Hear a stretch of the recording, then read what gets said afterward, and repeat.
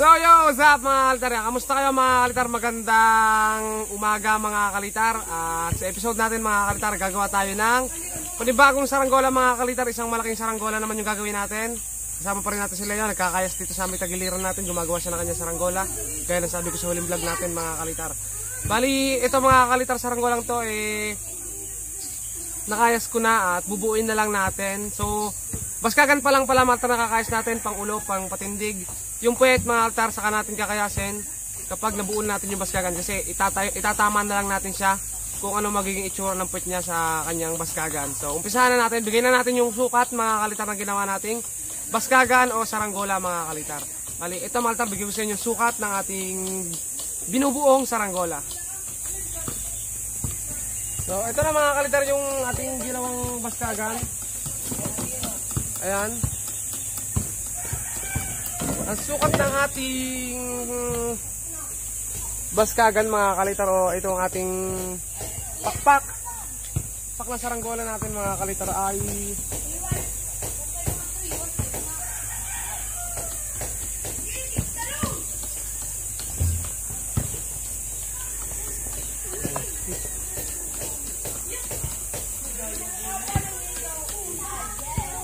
okay, mahal na sukat ng pakpak na ginawa natin mga kalitar ay 279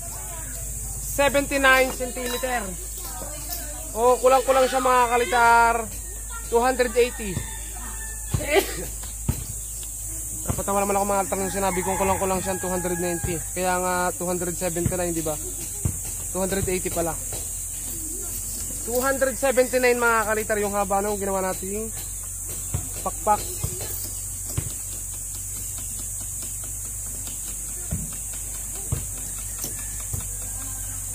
Tapos itong patindig naman natin mga kalitar.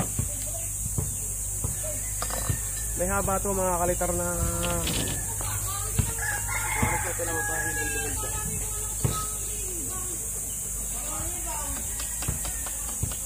172 cm mga kalitar yan. 172 cm.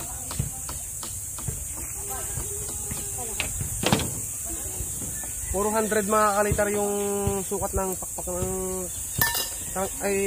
kasangkapan ng ating materialis pala ng ating saranggola. Ito mga kalitar namang pang ulo o sa lagunting ay meron siyang habang 40 cm. So ito naman yan mga kalitar, bubuuin na natin. So mag-set lang ako dito ng pagbubuuan natin mga kalitar.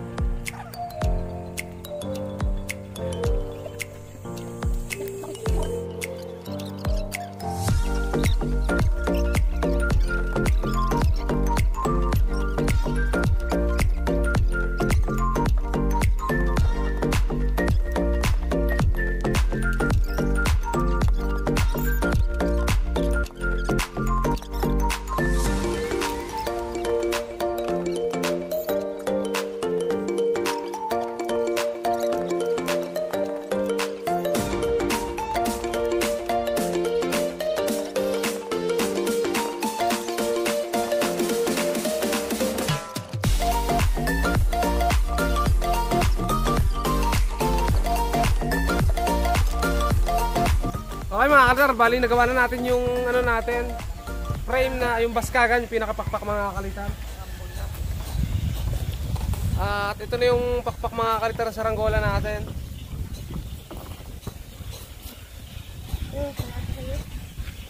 Hindi na namin siya niluangan mga kalitar kasi manipis yung kawayan. Pagka sobrang nipis ng kawayan, pag niluangan namin, baka madaling mabali.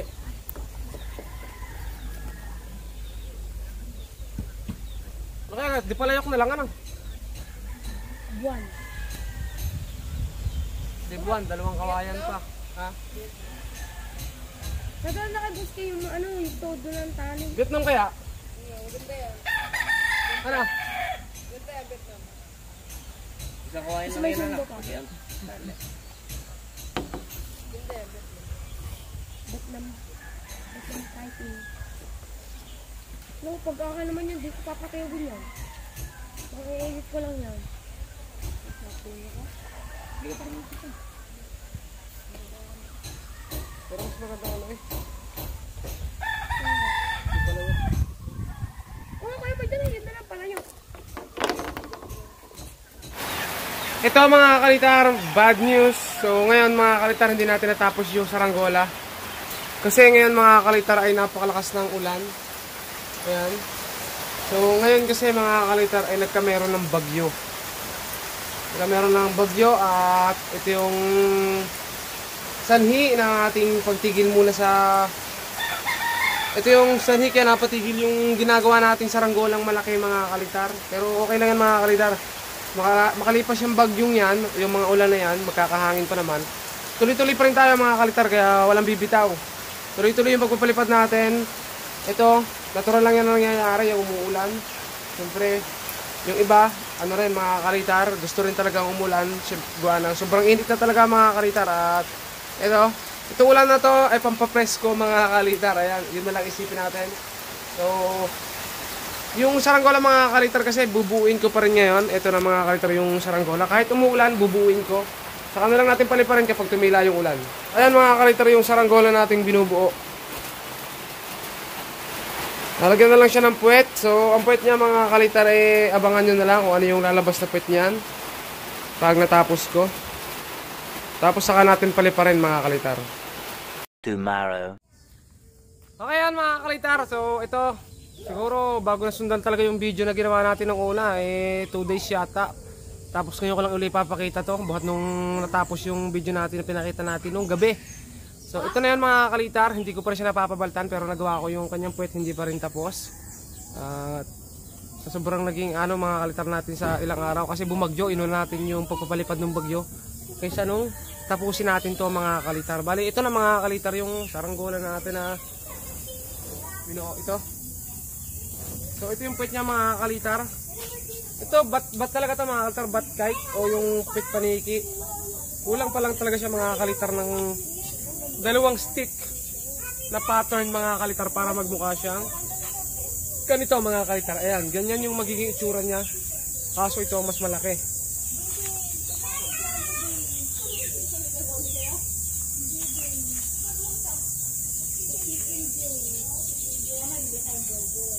So ito, medyo napatagal talaga yung video na to. Kasi patuloy mga kalitar yung pagpapalipad natin nung nakaraan. Tapos ngayon naman mga kalitar ay graduation. Kaya hindi natin napabaltan maghapon. So sa next video mga kalitar, pagpapabalat na nito at pagpapalipad, magkasama na mga kalitar. Kaya ayun, abangan nyo mga kalitar. Part 1 pa lang to ng ating big kite. O nasaranggola nating di paniki mga kalitar. Ayan. So subscribe mga kalitar para makita nyo, masaksihan yung paglipad nito mga kalitar. Kung lilipad ba talaga to itong ating saranggola. Tapos ito nga pala mga kalitar, may ginawa yung anak ko kanina. Box kite, balde-balde, pakita mga tayo. Wala akong inambag sa tulong dyan mga kalitar. Mag-isa lang siyang gumawa nito mga kalitar.